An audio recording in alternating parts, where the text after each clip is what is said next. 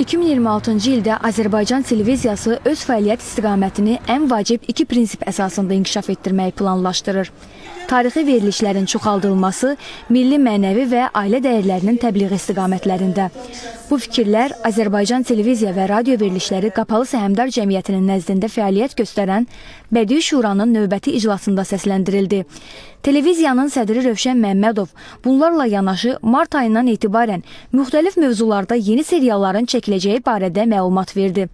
İclasda dil korpusunun yaradılması ilə bağlı təkliflər səsləndirildi. Mənə maraqlı göründü. Üç məsələ. Birinci, bu gün Azərbaycan tamaşaçısına hansı məzmunda verilişlər təqdim olunacaq? Yeniliklər nədən ibarətdir? Tok-şoular, ictimai siyasi verilişlər, ana dili ilə bağlı verilişlərin sayıca artması müsbət tendensiyadır. Və üçüncü, tarixi mövzuda seriallar. Mənim diqqətimi çəkən məqamlardan biri süni intellektin tətbiqi ilə müəyyən televiziya materiallarının hazırlanması, filmlərin hazırlanması. Yəni bu bir daha onu göstərir ki, Azərbaycan Dövlət Televiziyası müasir texnologiyalara həssasdır.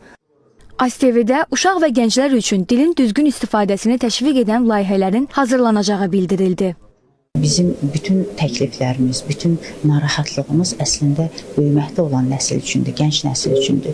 Çünki artıq qrammatik, Azərbaycan dilinin sabit qrammatikasının, başqa dillərin qrammatikasının yanlış dilimizə yanlış hesab olunan, biz onun təsirini hiss edirik. Eləcə də leksik səviyyədə dilimizdə qarşılığı ola-ola lazımsız əcnəbi sözlərin alınmasını biz onu görürük.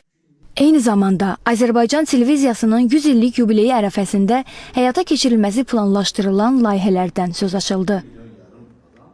Bədii Şuranın üzvü olaraq biz çalışırıq ki, maraqlı layihələri də fikirləşək və təqdim edək.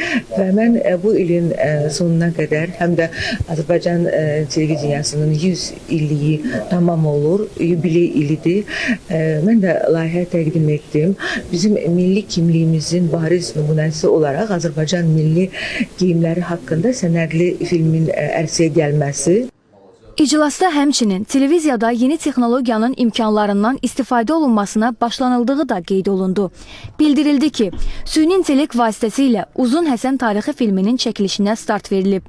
Bu, tarixi şəxsiyyətləri olduğu kimi canlandırır. Şamilə Şamil qızı, Aynur Hökmürəvan, Fəzail Kamalov, İlxan Axundov, ASTV xəbər.